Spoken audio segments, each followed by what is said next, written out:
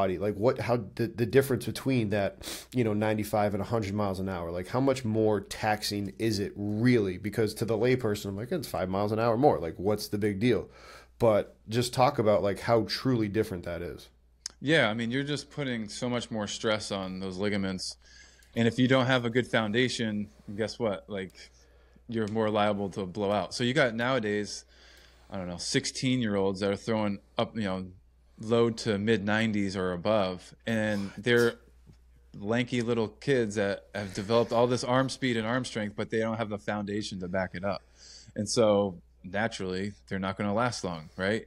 And very few do anyways. And so I think that's, where the problem is, yeah, we're building incredible arm strength, but you're not actually taking care of your arm by lifting heavy with your lower body and doing this, your shoulder work like you should. You're just a young, naive kid. Now, if they're trained properly, they would. But again, if part of your arm care is, your total body care, like your legs, your core. Because I'll tell you what, Justin, when my hip was messed up in 2016. I remember that. You were with the Mariners, right? Yeah, I was struggling. I'm like, why is my shoulder killing me so much? Oh yeah, because I don't have a lower half to throw off of anymore. Like, I'm not using my lower half. I'm just blowing out my shoulder, trying to decelerate my arm and pitching day after day in high leverage situations. I couldn't keep up. So put that on a 15-year-old's body that isn't strong enough to, hold the force of throwing 95 miles an hour, 16-year-old, whatever. There's a good chance that they're gonna be in trouble if not then or when they're in their early 20s. So it'll catch up to them. So again, your proper arm care begins with how you're lifting, especially with your lower half and your shoulder work, and that's something that we focus on quite a bit. And then arm care is, you got to listen to your arm too. So rest is huge, especially in the major league world where, like you said, you play baseball every day. Like, sleep was probably the biggest thing as part of your recovery. If I didn't sleep well, I could feel it. Like, I'm just like, all right, this is gonna be a tough day. Then of course you load up on caffeine and it's down.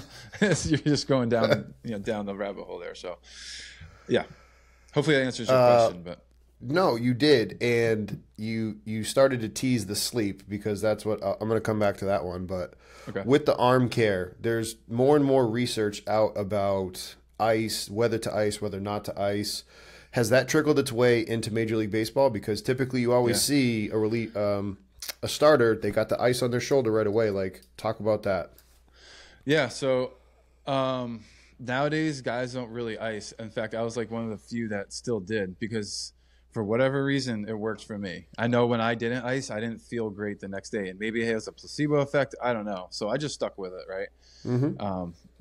But nowadays, guys have kind of strayed away from it. If anything, especially position players will contrast. After the game, they're in the cold tub, hot tub, cold tub, hot tub, and so on for, whatever their regimen is. Everyone's different. Mm-hmm. So it depends who you are, the player, I guess. I'm not sure about the science, whether ice, I don't think it's been proven that ice actually helps or not. It might actually not help, but like I said, the science will say that it doesn't help, and that's why, that's why any of the nerds like me that read the stuff and we're like, oh my gosh, please stop. But like you said, I would never want to tell you, a major league vet that has been playing for so long, like, dude, all right, man, apparently it works for you. Like, I don't want to mess with what works for you, but the research would say, but at the same time, research is always not perfect because people that have the best VO2 max don't always win the marathon. So it is incomplete. But as a nerd, I love hearing that like, hey, there's kind of a paradigm shift. Like, that's cool to hear.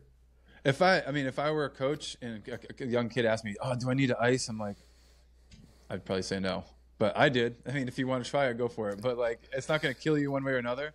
But correct. Like I said, it was just one of my things. I just kind of stuck with because I knew I had a pretty good feel of what I'd feel like the next day. But at the same time, you mentioned the fact that you did grow up in a different era though. Like, you came up when strength and conditioning wasn't really the norm. Like for us at Falmouth High School, we didn't have, like, they started to kind of evolve and the weight room's getting better and better, but like the notion of a high school strength coach was never the thing back for us. Right. I mean, we're not that old. We're 36 and 37, but like, no, no, your birthday's coming up. You're not 37 yet. Tomorrow, dude. Tomorrow, exactly. Yeah. So 37 tomorrow. Way to rub it in. It's your Sean Alexander year. Sean Alexander. He's a heck of a running back. Yeah, So within the arm care stuff, you talked about sleep. How do you handle the sleep schedule when you're all over the place? Like you're not sleeping in a constant bed. How do you handle that? Because we have a ton of college strength coaches that travel, not as much, but they have to deal with school. So how do you help navigate the sleep world for baseball? It's really hard because especially I would say at the minor league level. The big league level, they try to cater to you is to get you as comfortable, to the best of their ability. Minor league level, and like AAA especially, like you're getting up at 4 or 5 in the morning to go on, hop on a flight to fly to the next city and then probably play that day.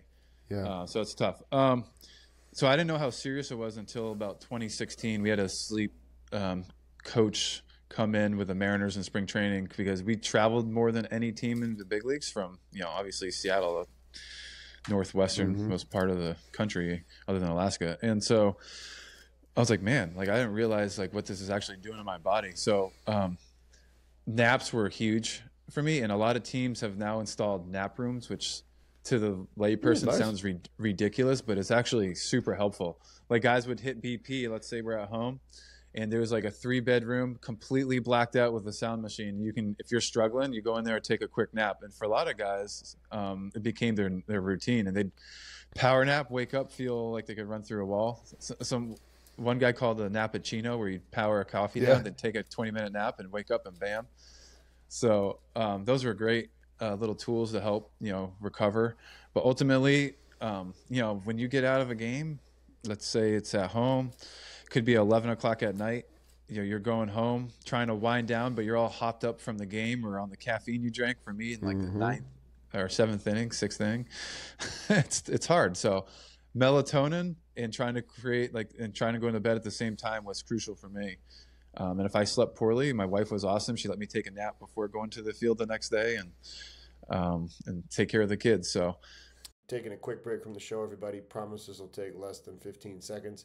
Friendly reminder, go ahead, hit that subscribe button below. It helps us out, and it helps you out by being notified whenever we have new content come out. So hit that subscribe button, and with this, let's get back to the show. You got to have a good wife as part of the nap routine. Amen to that. Shout out to Marissa if you're listening to this later on. That's, honestly, hearing you say that puts it all in that much more perspective, because you don't think about that. And you also don't think about the fact of like, okay, if it was a home game or if you're on the road, some of the times that I'd come and visit you or other people, you want to try to go see those people too. So you have to balance that aspect of it with like, shoot, we're playing tomorrow and I got to be able to like, I might get called, my number called and I have to go pitch again, right? Yeah. I mean, it's so true. But like to put it in perspective, like Joe Madden he understood that pretty well. So there's one time, I think we had like a couple of rain delays and we got in super late to Pittsburgh.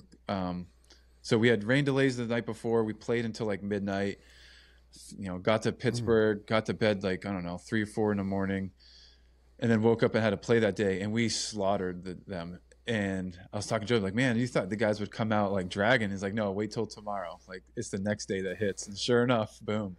Like, we were just so sluggish. Like you're on your high from only sleeping 3 or 4 hours and then playing a major league game. And all of a sudden, like, your body's like, no, slow down, man. That sleep bank is empty still. We got to recover. So, yep. That's unbelievable. You mentioned Joe, and I read the book, The Cubs Way.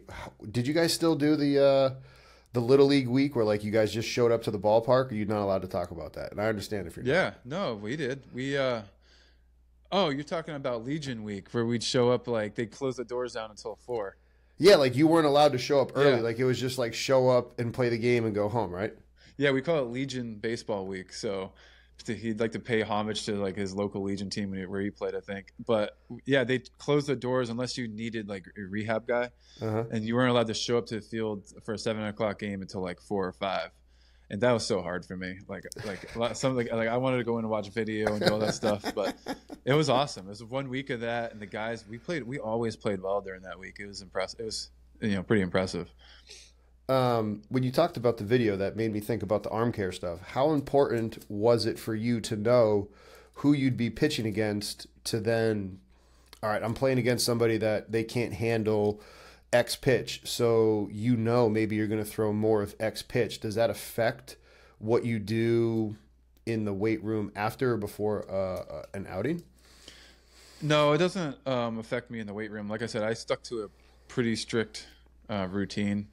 But one thing I did leave out that I think is extremely important in arm care is soft tissue work. So I, I mean, 4 to 5 times a week, I was in there getting my shoulder or elbow or neck worked on, massaged out, soft tissue work, and even a chiropractic adjustment. We had a really good chiro and with a Nats. So yeah, I mean that is crucial for recovery. I feel like, and just really just pumping that fluid out, and because my elbow would just, if I pitched a ton, it would just get so tight. And there's other modalities we would use that, like what's it called? I'm drawing a blank right now. Mark Pro machine. Those were popular. There's I like this one. It's called a PIMF machine, PMFF, I think, or something like that, where it's like electromagnetic. It just start like making this clicking noise, and it would find the problem areas and hurt like no other. And then all of a sudden start going away. Like there's between having a training staff that knew what they were doing and were competent, which most teams now do have, to the modalities that they give you to try out. That is huge for recovery in your arm care. Yeah. How important is grip strength for throwing a baseball? I didn't think it was important until recently. They check grip strength quite a bit, and okay. I think especially depending on who you are, but guys like to spin the ball. I had more layback in my wrist and everything like that. My grip strength was probably average, but I feel like guys with like the stronger forearms are able to, spin the ball a lot more. I've noticed anyways. So, and then with grip strength, it helps with your ulnar, your UCL. So guys typically would have, started working on a lot more forearm strength and stuff like that. So that's become a lot more popular over the years. And then I don't think any of our submarine throwing, the way that you throw, that cross between fully submarine and sidearm, like your delivery being awkward, according to traditional standards. Does that change how you have to do your arm care too for any of our coaches out there that maybe have somebody that throws similar to you? Yes and no. I mean, I know in the off season when I'm training, if we're doing like manuals, if I'm using a coach like let's say Eric, I'd put my arm in my arm slot, and he'd do the, what do you call it, perturbation, or you're knocking your arm around trying to stabilize your shoulder. Yep. I'd keep that at my arm slot. That's something we would do for sure, but I don't think it really makes a difference or another. Because I was just trying to think of like, I know it's not the exact same delivery, but softball pitchers can obviously do more and blah, blah, blah. So it's like, hey, if you're changing the angle of it, you're not always just straight up over the top. Does it put less stress on the shoulder? But maybe that is why your elbow was bothering you more. Well, I mean, yeah, it doesn't hurt to do a lot of your work at that arm angle. But the thing is, for me, like, guys that typically throw sidearm, they don't naturally throw sidearm. Like they throw over the top when they get warm, and then they all drop down and work on their craft. For me, like I don't know any other way. This is my arm slot. Like I don't know how to throw from up here. I don't know how to throw from here. This is it. This is all I got.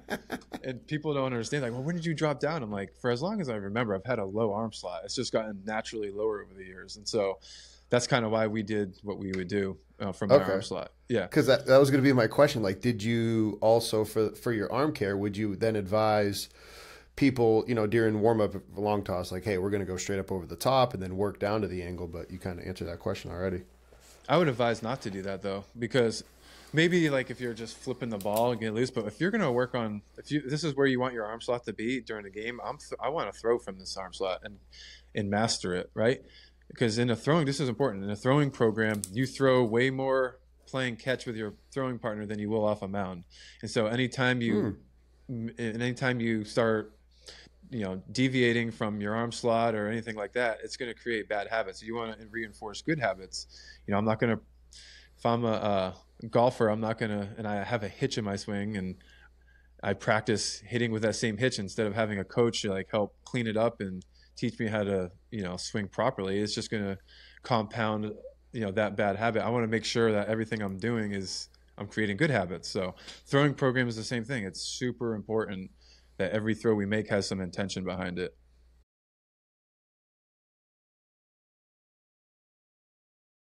Congratulations on making it to the end of the video.